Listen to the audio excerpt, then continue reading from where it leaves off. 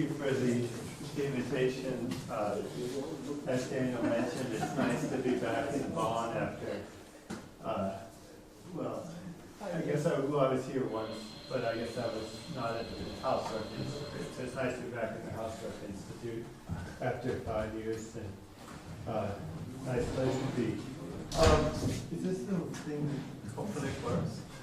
So oh yeah, cool. And then there's a laser pointer too? The yeah. top one, yeah. Oh, great. So we have a lot of tools.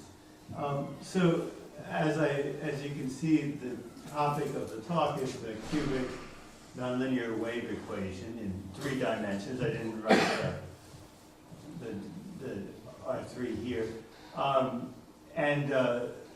This is real value, right? So I don't think it would be too much of a change to make it complex value, but there's no reason to talk about that now.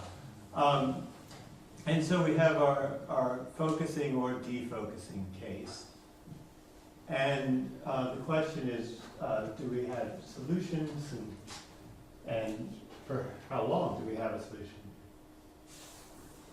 And okay, so anyway, I'm going to start with the overview of known outcomes. And there are, so if you're do any kind of math, usually three terms is too much. You want to do 2 if you can, right? Because that's easy to set equal, right? Because then you have 1 on one side, 1 on the other. That's easy, right? So, but then which term do you pick, right?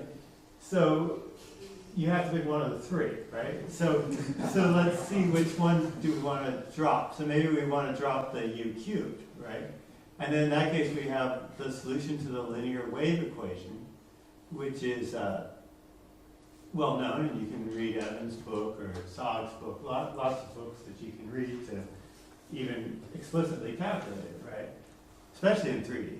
3D is great. Okay, but maybe you want to drop this Laplacian u, and so I was glad to speak today, because now I don't have to go into so much detail about this case, because we've had some nice lectures on this already. But you get the ODE solution, right? And that blows up in finite time. And of course, you can turn that into a compactly supported solution if you like. And that's great. Finally, you could have your stationary solution, which is a soliton. All right. So that's focusing. But now let's look at the defocusing case. And in the defocusing case, of course, we don't have these things happen, because you can't have this is not going to blow up in finite time because it's concave in time, right? So it can't blow up. And then this one, it's 2 positive definite operators, so u would have to be 0.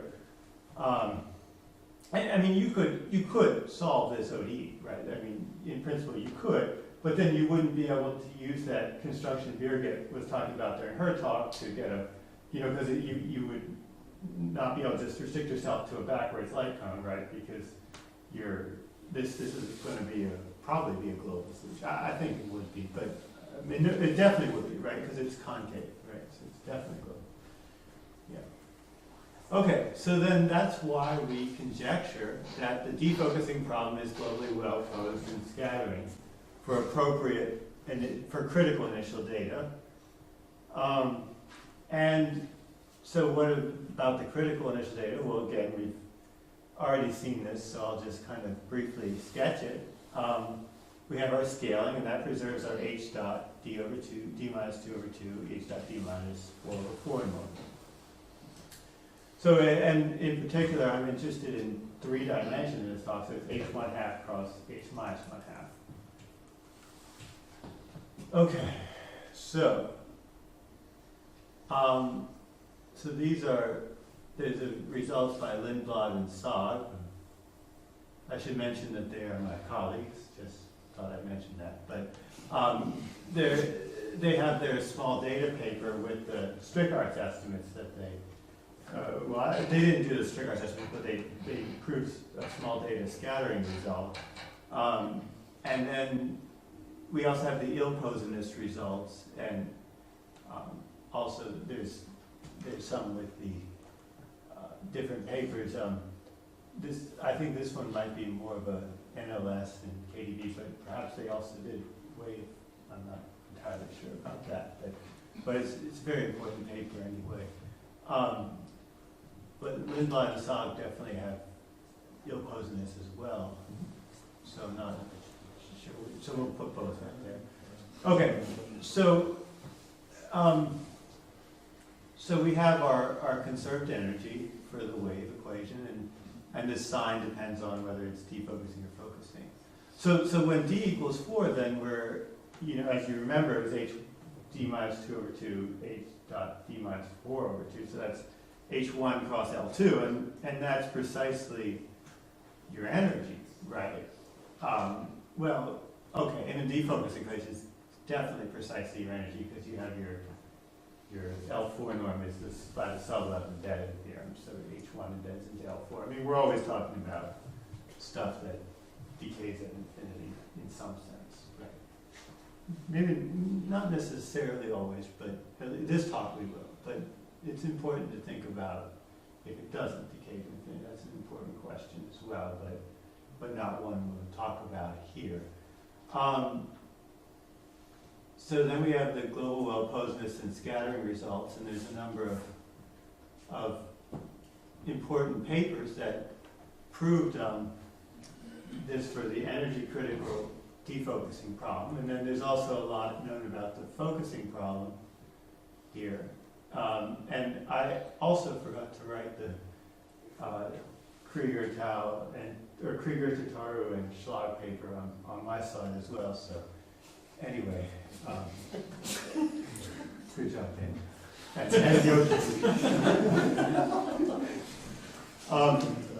And and Wilhelm, if you were here. So,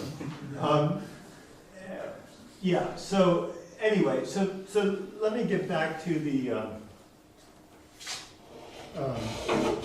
energy critical defocusing problem, because we're talking about the defocusing case in the H1 half critical problem. And so when you have your energy, then you know that you have the H1 cross L2 norm is bounded, right? And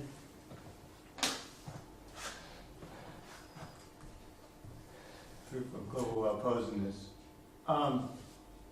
But we don't have a conserved quantity that will control the H1 half cross H minus 1 half norm.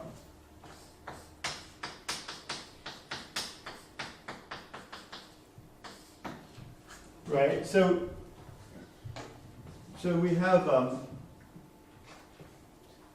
so that raises two problems that have to be dealt with that you don't have to deal with in the energy critical problem. And I really had thought about this problem for a long time, like pretty much after I came here, I thought about this problem. No, maybe a year after that, but anyway, pretty long. And I realized that there's two problems that come from not having a conserved energy, or a conserved H1 half cross H minus 1 half norm. And that's the two things. And one is that you don't have an arbitrary reason why the norm would be bound. And if it's not, if you remember that we're trying to approximate with a linear wave equation, right? Well, the linear wave operator is unitary for any Sobolev space, right?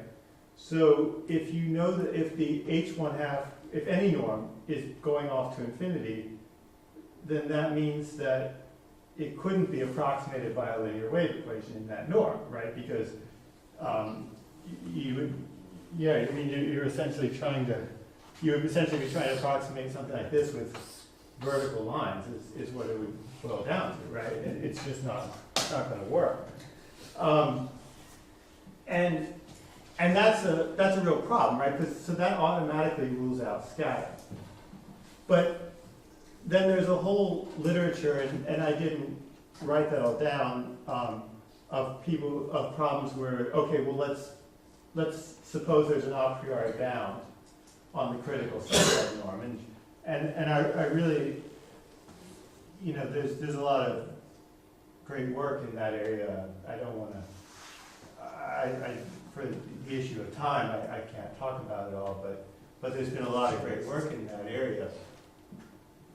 And I think that that's a very important part of looking at this problem, because what you gain, even if you assume that the norm is bounded, is you still don't have the mechanism by which the norm is bounded.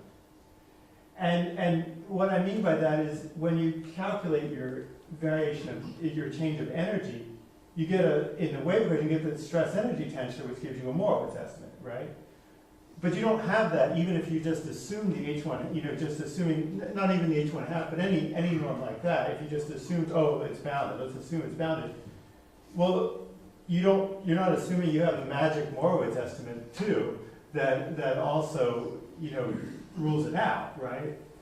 And so that's why I mean that there's two issues that have to be dealt with. So let me talk about how to deal with those two issues. So the first, so this was actually, I gave this talk about this the last time I was here. But so Lowry and I proved that for a radial, so yeah, I guess I was thinking about this problem back then. So Lowry and I proved that for a radial function, we have global well-posedness scattering if we can assume the h1 half cross h minus 1 half norm is uniformly bounded on the time of its existence. So, and we use the profile decomposition argument, conservation of energy, and the energy critical Morawitz inequality. So we have to, what we have to do is we have to, what we had to do is we had to a priori assume that we had to a priori obtain some additional facts about the solution. So I like to, I've used this analogy before, and some people like it and some people don't. But there was there's a quote by Sir Walter Scott which said, "Ah, what a tangled web we weave when first we practice to deceive." And so it's not by Shakespeare. It's commonly misattributed to Shakespeare. But and the story, the way it works is that you're saying, okay, let's assume that there is a blow-up solution, a solution that doesn't scatter but has an h1 half cross h minus 1 half norm that's bounded. And then you say, okay, well, it has to have certain properties, and you end up, there has to be a solution with certain special properties. You collect all these properties, and sooner or later that solution is caught in this web of lies that it's created. And then you know that the blow-up solution doesn't exist, and therefore it does scatter, right? So this is how I describe the argument. I personally think it's a good analogy, but some people don't like it. But all right. But this is precisely what we're having happen here. So we're take a profile decomposition, we get our minimal blow-up solution, and then we say, oh, it's got energy, and then we can apply an energy critical Morawitz estimate to it and gain a lot of information about it, and it turns out, no, in fact, we don't have such a solution. And actually, this proof is for both the focusing and defocusing case, because I skipped this because I didn't think it was convenient to. I probably shouldn't say this right after the Sir Walter Scott quote, but anyway, at the time I thought it was better not to mention that there is no such solution in the h1 half cross h minus 1 half norm. So let me set the record straight on that before something bad happens. Okay, so and then we also, then later a paper with Mendelson and Murphy, we proved a scattering result for the critical Sobolev space, even d equals 3, and 1/1/2 is between, SC is between 1/2 and 1, and it extends a radial result of Rupeng Shen. Okay, so that's a good thing to mention.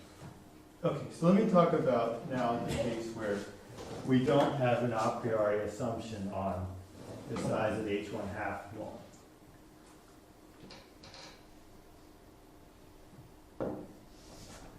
So what we have, so we're going to try to build on this very important result of Strauss back in the 80s, that a solution with finite energy and polynomial decay is globally well posed and scattered. So it's some kind of, essentially it's just a bump in space and frequency, let's say. So, I mean, you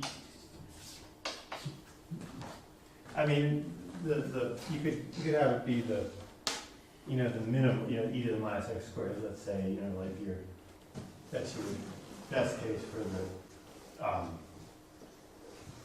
uncertainty principle, but it doesn't have to be that good. It could be polynomial decaying in frequency and polynomial decaying in space, it's fine.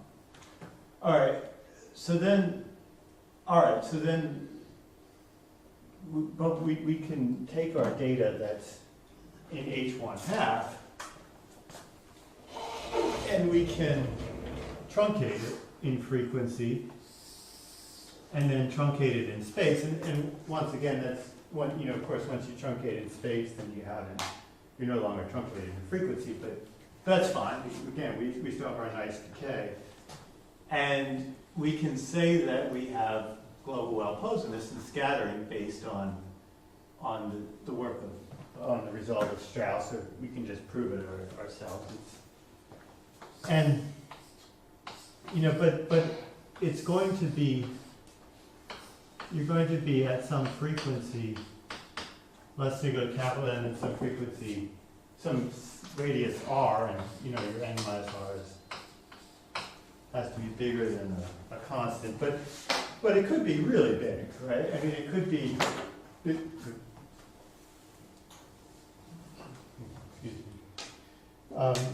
It could be really big, right? But you would have a scattering solution. But now you've got the other part of your solution, right, which might be very small. You pick an n big enough and pick an r big enough, the h1 half norm of everything else is going to be small, right, just by the dominating convergence theorem. So I like to truncate to frequency. I like to rescale and truncate to frequencies less than 1. Right? That's just what I like to do. Because then multiplication becomes easier when you're dealing with 1. So we find our cutoff, and then what we'd like to do is then say that the outside of that ball, the initial data is small, and so you could use a small data argument and say that definitely scatters, and then you've got a scattering inside the ball, and then you'd like to say, well, we can piece those two solutions together to get a global solution. But of course, it doesn't work that simply, because u cubed, you have your mixed terms as well that you have to deal with. And this is called the Fourier truncation method. This is used by Bourgain for the nonlinear Schrodinger. You have the work of Kennedy, Ponch, and Vega for the nonlinear wave equation. That was for S bigger than 3/4, and it was for non-radial as well as radial. So they were doing HS for the inhomogeneous space. I guess you could do for the homogeneous as well, because you always have finite propagation speed, so you could probably apply that result to the homogeneous as well. And then, of course, we have our I method, and this is the I team here. That's why I put the colon there, and then, or the semicolon there. And then you've got the work of Tristan and Roy for the I method for the wave equation, and Zarakis and Goulakis did some work with Collier and Natasha Pavlovich, I forgot to mention her, Monica Vishon, I think, had a paper in the I method. Lots of people have had some very, very nice methods. So then once we've done that, so let's assume that we've been able to do that, right? So we've been able to piece these two pieces together. So we have our small data piece and our piece that's localized in frequency and space. Piece them together, that's great. Well, that's still not quite the end of the story, right? Because as I mentioned, this n times r could be is bigger than 1, but it's not necessarily. It could be unbounded, right? There's no a priori reason why it should be bounded, and your scattering size is going to depend on the n and the r. So they might be able to go to infinity, and their product might be much bigger than 1. So, what then the conclusion of the proof is to take a profile decomposition. And so it says, well, let's say you have a sequence of initial data. We all know that all of those data have a scattering solution. And we take a maximizing sequence of initial data. Well, then by making a profile decomposition, we can say that that initial data has to converge to something, which is also an h1/2 plus h-1/2, and that something is bounded. And therefore, that gives us an upper bound on everything of the same, of a certain size, right? So if you start with all initial data within a certain ball in h1/2 plus h-1/2, the initial data will converge to something, and then that something has a bound. So it's a horrible bound, right? It's as horrible a bound as it could possibly be, right? Because you don't know what it is at all.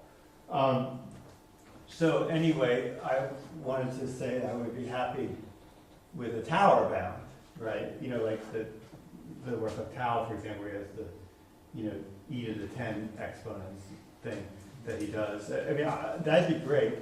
But all we know that there is that. So anyway, I would be very interested if someone could prove that there is a formula for the bound that you could actually write down. So I would like to mention that. Okay, so now let me talk a bit about the proof, and this is my last slide, so I'll write on the board from now on. So the proof relies on two important. So far I haven't said anything specific about the radially symmetric equation, right? I mean, there's nothing I said so far that couldn't be. I mean, Strauss's result is not requiring radial symmetry, or Kenny-Ponce-Vega doesn't require it. So now let me say why. So there are two ways in which radiality is used. One is with the Strigar's estimates of Jacob-Sturbenz.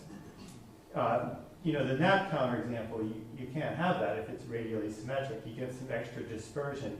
And in particular, you get this LT2, LX6 Strigar's estimate, which is one you don't have for the non-radial case.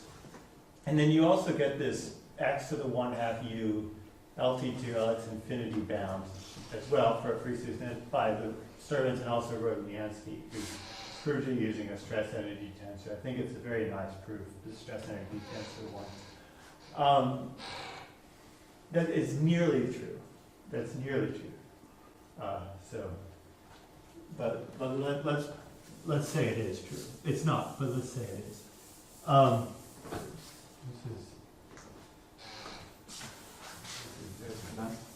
Yeah, I guess we need this. Yeah. Let's do that.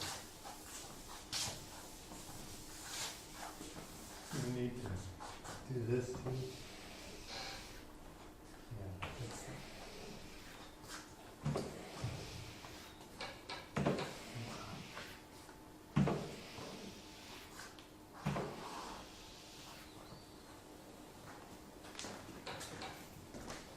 too.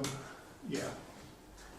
So let's talk about our mixed terms. So let's say we have and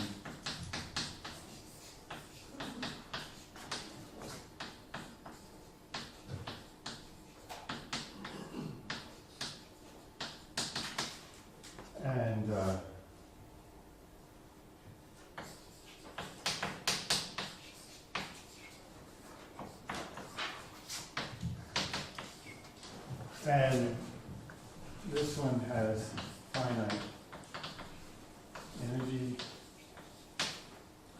initial data, very small.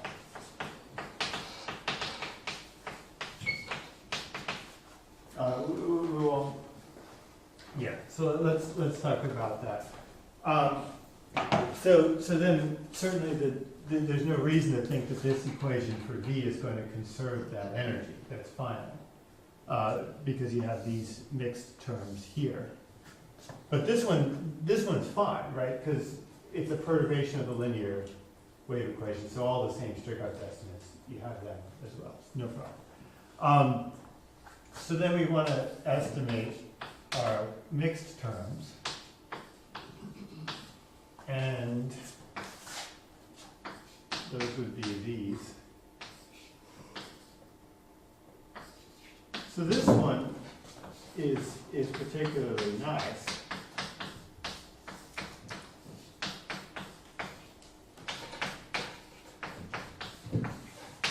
Right? Because these two terms are each bounded by the energy to the 1/2 power. So you have E of T, E of V, times W L6 squared. And we know this is an integrable quantity. So if we didn't have this term, we could just say that d by dt of E of V is bounded by this. And the integral of this is epsilon squared, right? So Grommel's inequality, right? And you're home free. And not only is energy, it wouldn't even double, right? And okay, well now this one's harder. So let's suppose we have the nearly true result. Let's say we had that.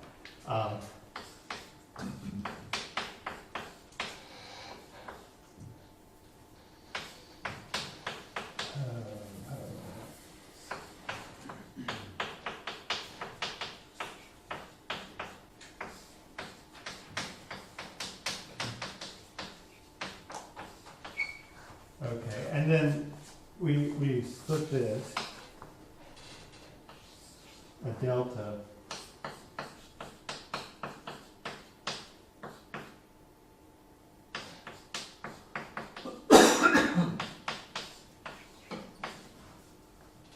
plus, no, I won't want to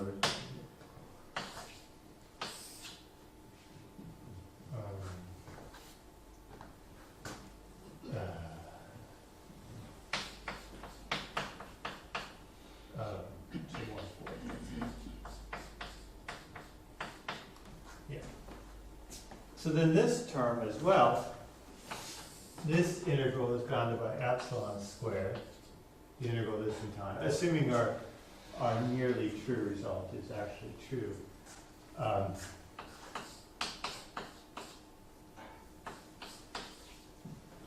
And then this again, we can use Grommel's inequality, right? And we have epsilon squared over delta, so we just need to make sure delta is not, delta equals epsilon will be fine, right?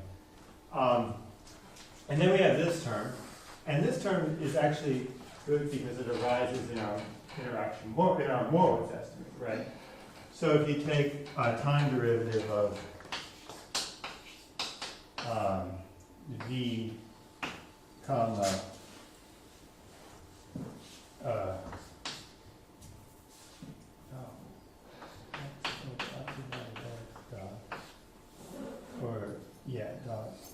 nabla v, or v, there we go, plus 1 over s v if you take a time derivative of this, you would get, I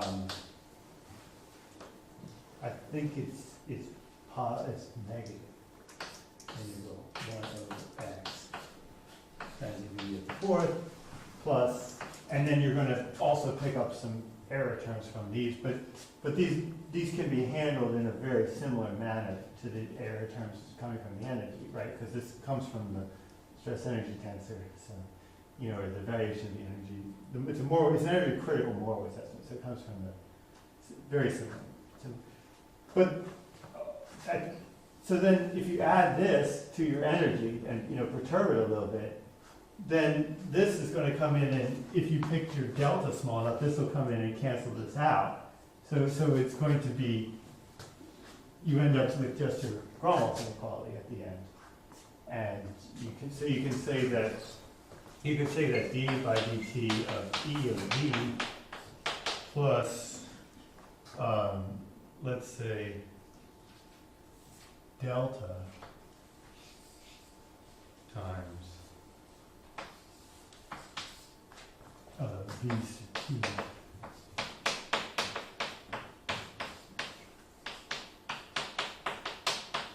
Let me erase some stuff I wrote. Alright, do I have to get this? Oh, I can.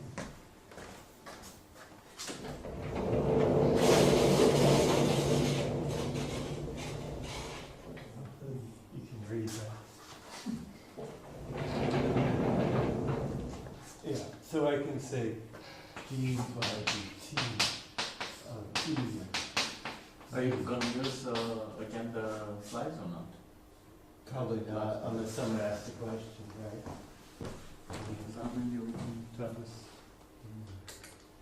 Yeah, so I hope that's okay, Daniel. I mean, we could always plug it back in if someone. I didn't do anything.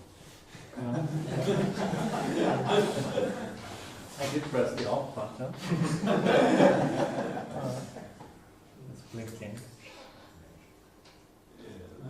Let me just even write a C. V sub T.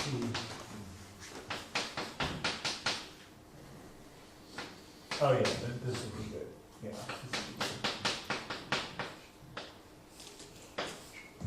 Is equal to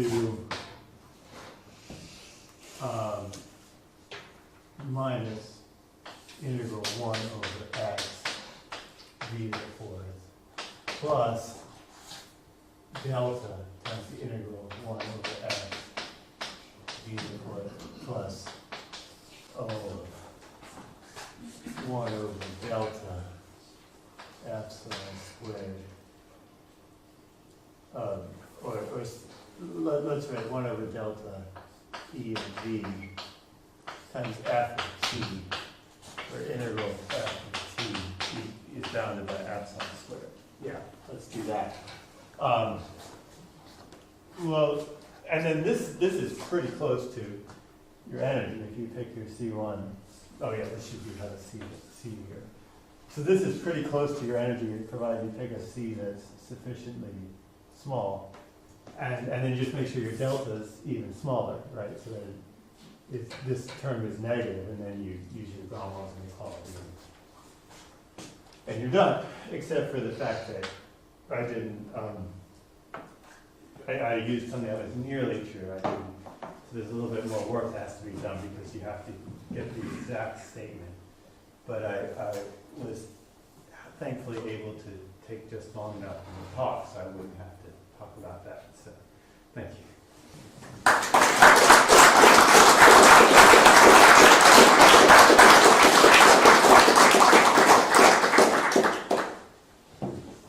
Any questions?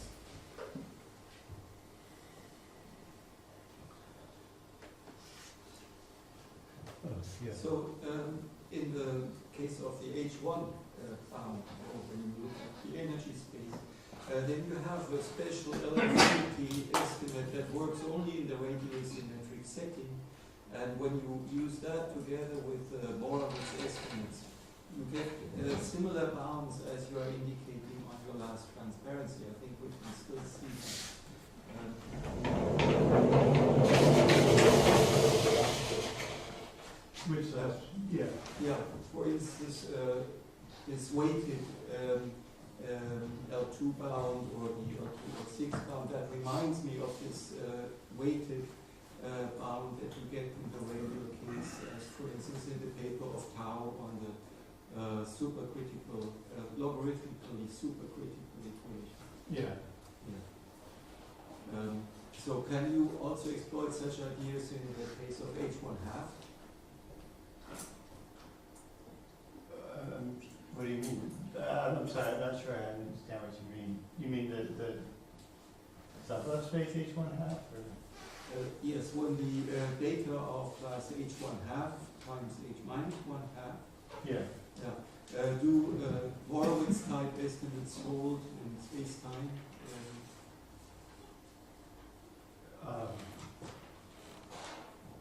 Well, I mean, your bound is very poor, right? So I guess I'm not entirely sure I understand the question, because your bound is, you mean like using a, yeah, maybe we can talk about this afterwards. Yeah, Would that be okay? It's a bit technical. Yeah. I also have a question. So at the end of the day, you show that your solution splits into a small h minus 1/2 part and a large h1 component, right? Yeah. But for the h1 component, you're proving an energy estimate, but how about the scattering? Oh, well, then you have to use hyperbolic coordinates. And so when you're in those hyperbolic coordinates, then you get, the hyperbolic energy does scale like h to the 1/2. And so you have a piece that has a finite hyperbolic energy, and then another piece that's small and has similar free wave equations. So if your compactly supported, right? So most of it's compactly supported. So outside the light cone is no problem. So you just foliate like Roland was talking about, foliate the inside the light cone with hyperbolized, and then in those coordinates, then you can get an L4 bound, a bound L4 norm for this issue. Any more questions? If not, let's thank Madam again.